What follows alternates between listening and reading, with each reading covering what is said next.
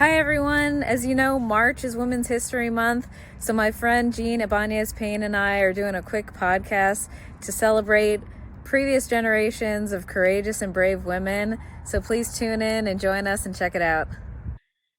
Okay, so we're here today to celebrate Women's History Month, which is a time to reflect on the courage of women in past generations in the United States. And I've invited my dear friend today, Jean Ibañez Payne, who is a woman that I want to celebrate this month.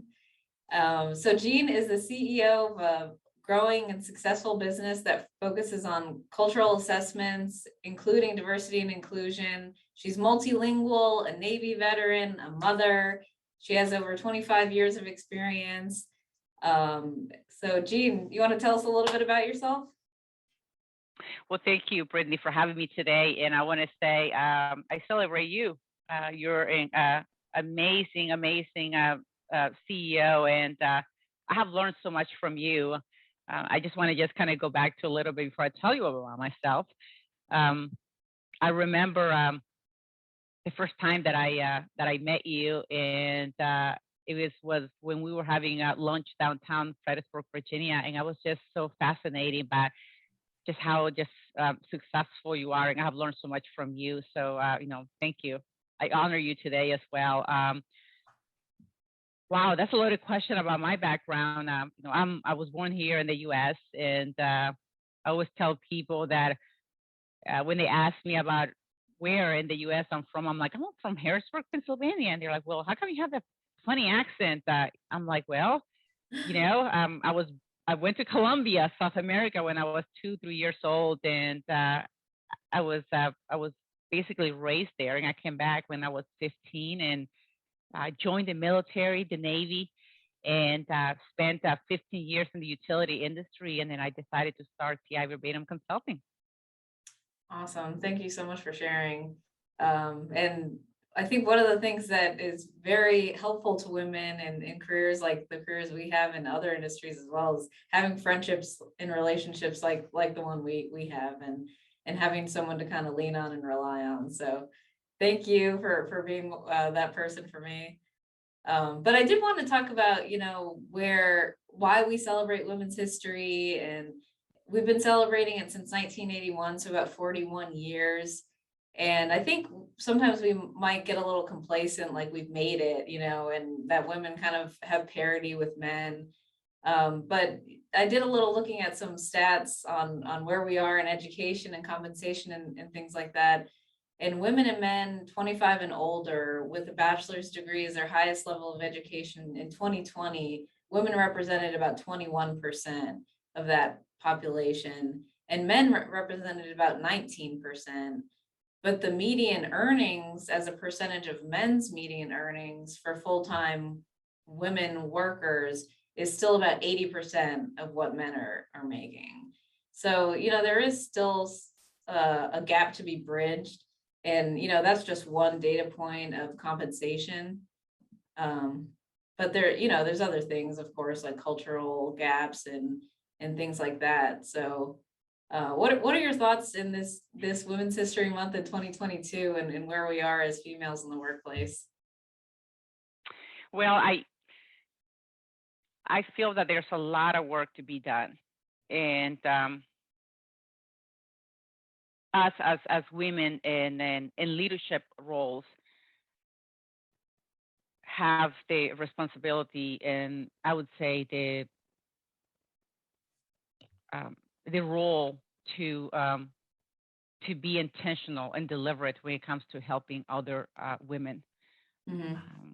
I often think that a good example is we often talk about the pay equity and equality, and I had an opportunity to visit a university to talk to some young women coming out of college about pay equity, and it's fascinating how when you start doing role plays and how are you going to negotiate salary, how we as women often are so different, and we settle and with often less Mm. You're often, for example, you may be asked, okay, hey, what kind of salary are you looking for?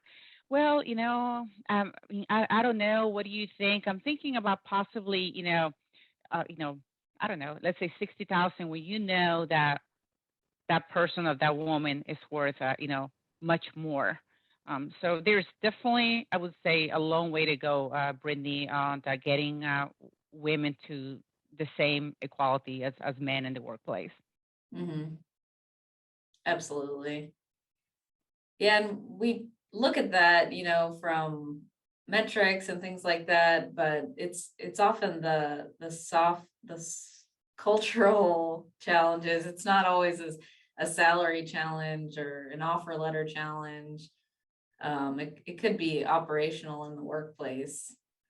I know for our company, women are less represented on government side program manager roles. Is that something that you also see in this industry we're in? Oh, yes, yes. Coming from the utility industry, where typically 80% of the population are males, and you find a lot of the diversity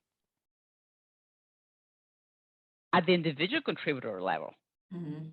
So companies will boast about, oh, well, my numbers are very high for diversity for women in the workplace. And then you start kind of digging and peeling the onion, and you find that most of the women are at the very bottom. And again, it goes back to being intentional and deliberate. What are we doing as employers to attract, develop, retain, and create accountability when it comes to women in the workplace? Not easy to do. It can be controversial, but it has to be intentional. Right. What are some of those things that you think are successful ways to implement that intention? Employee resource groups, which are called affinity groups, Hmm. also not the same thing, are a great way to attract women to the workplace. Um, one of my last companies that I worked for in the corporate environment, they created employee resource groups for women, for Latinos, for veterans. And what it does is creates a way for women to feel engaged, to feel a sense of belonging, but Mm. also is a platform used to attract more women to the workplace. And it can be very, very powerful to use avenues in the workplace. Also with with recruiting, looking at the strategies. Where are we going to hire? How are we hiring them? How are the panel interviews being conducted? Do we have diverse panel interviews? So there's so many different succession planning, right? What Mm. does the succession planning? What does your leadership pipeline look like? What does the diversity? So again, there's a lot of things that can be done, but also there's the accountability piece, the measuring success. And we're not talking about affirmative action plans and in quotas, but we're Mm. talking about making deliberate efforts that leaders are being held accountable to those goals. Right. Absolutely. Thank you for sharing that. Yeah, I mean, we all have little anecdotes. I think we can tell about examples of where some of these things have been successful or not so successful.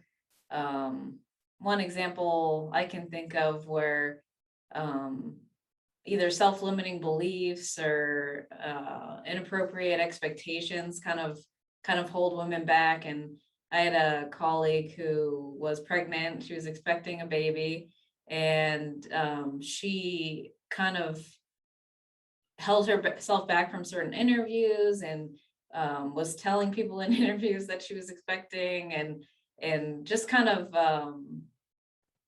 not creating, but, kind of giving into these expectations that you're not going to be as valued of a contributor, after you have children, for example. So I do see those, beliefs that kind of propagate among women. Yes, yes. And I actually, when I was in the corporate world, I remember doing some of those things, being the caretaker, right? The feeling of being the caretaker, the provider, the one that will take the hit for the team, coming in for interviews, and being one of those women. Well, I mean, what do you think this position is offering? And yeah, yeah, that's okay. And for us, is often as women, we tend to hold ourselves back and and settle for, just for the status quo. So Yeah. I completely understand. And then on the flip side of that, we can also be those employers that say, no, the position pays 80,000. And so you have the education and requisite experience. We're going to pay you 80,000.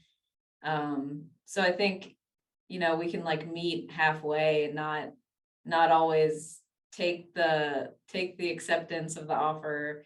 I know for us, it's been, if we kind of go low on an offer letter and then that person's kind of out there looking for another job. So if we exceed the individual's expectation, we're more likely to retain that person and create that valued relationship that hopefully will withstand time. I can completely relate to that, Brittany. I remember a couple of years ago, I had a woman who was just coming out of law school looking for a job. And I remember asking her, "What are you looking for?" And she gave me, she says, "Oh yeah, I'm just looking for $45,000-$55,000 in the DC area." And I'm thinking, most people will say, "Okay, great, that's what I'm going to offer." But again, it goes back to being deliberate, being intentional, and doing the right thing. In my heart, I could never settle for that. So I had a conversation with her, and I talked to her, and we ended up at a much higher salary. But I think that's when it comes back to, for us, as being intentional in doing pay assessments in the workplace. I have a phenomenal human resources director, which she holds me accountable. I have a team that often will remind me, we have to set an example. Our mission is to help people work better together. Right. You want to walk the talk. So absolutely. And so some of those business decisions aren't easy. You have, you've got the cultural decision and then the bottom line decision. And they seem sometimes they're at conflict, but at the heart of it, they're really not. I can't think of a cultural decision I've made and regretted really ever. I think they're kind of tough in the anticipation phase and, oh gosh, what's it gonna look like when I do this?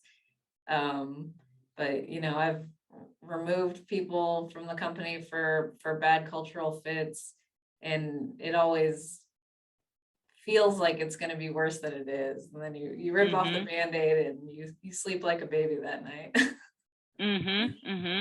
I think that feeling valued and respected is so critical to engagement, and and as a CEO, you have to kind of set the example of what you expect from everybody. I had just I remember sometimes in the corporate environment when I went in to meet with a male leader, and he was kind of playing out a scenario, and he says, "Okay, well, Jean, this is where you are," and he drew a pair of high heels shoes. So this is you and this is me, and he's starting. I'm thinking, how inappropriate, or why do I have to prove myself? I went into some meetings, and I remember I had to prove myself and get past the high heels and the skirt before I can be taken serious as a leader, right? So again, that's a cultural piece, and I believe things are changing and they're evolving, but much more to be done. Right, absolutely. So on the positive side, what are some behaviors that you've seen that have been super inclusive towards women and really kind of lifted them up in organizations? Well, I think I have several women in leadership positions in my company, and what is beautiful to see is women helping other women be successful, Mm-hmm. coaching them. When they see opportunities where, you know what, you can do better. No, you're worth more than that. Okay, having a conversation with them, developing them. So that's what I have seen in across my organization is women in leadership positions helping other women succeed. Mm-hmm. It's very powerful. Mm-hmm. Yeah, I definitely agree with you. And um, funny enough, I mean, I came into a leadership position at my company, and I think really nothing can replace having women leaders in the organization and having women, female representation in the leadership suite, because we're doing things that I don't think we ever would have done if we had an entirely male, C-suite. Like before COVID, doing the flexible work schedules and maternity leave and bereavement leave for miscarriages and things that you really don't even think about unless you've experienced those things. But I really give a lot of credit and appreciation to my father, who started this company and kind of let me lead the way on some of those things and change those policies. So I've found, I've had very positive experiences with male leadership in a lot of different ways, and I think they do need the perspective and input and strong opinions and advocacy from women, because those things just aren't going to originate from men, I don't think. Well, and I tell you, that Brittany, I have an amazing leadership team that took a while to build, very diverse. And what I love the most is we have created an environment of psychological safety where they're having those crucial conversations when they do not align or they feel that there's some disagreement. And everybody respects each other because what they bring to the table. Everybody is treated as, with respect. And that is very powerful. Just seeing your male leaders treat female leaders with so much respect because who they are as professionals, not because gender or because they have to or don't have to. And so that is that's what we have to create as leaders in organizations, is create an environment where people feel valued and respected, but also their psychological safety to have some of those crucial conversations that often have to happen. Mm-hmm. Definitely. So is there anything else that you wanted to celebrate this month during Women's History Month? Oh, wow. I always have to, I love, I have some very special women in my life. You are one of those women that I celebrate and trust. I learned a lot from my mother, a lot of resilience. And so she's definitely one of those women that I just admire and have always inspired me. Oh, that's very sweet to recognize your mother. That's amazing. I'm right there with you that I appreciate you being in my life and just the example that you set within your company and that culture that you're building in your organization, I think is something really special. Not only that you have a female leader, you know, leading it up with you as the owner and CEO, but that you're also building other female leaders in your organization. Since we started celebrating Women's History Month in 1981, Latina women in particular have more than quadrupled as a part of our population. And so, yeah, let's see them quadruple in the role of CEO just as quickly. Indeed, indeed. Well, thank you for joining me today, Jean. Thank you so much for having me. I appreciate it. Okay, we'll talk again soon, okay? Okay, take care. Bye. Bye.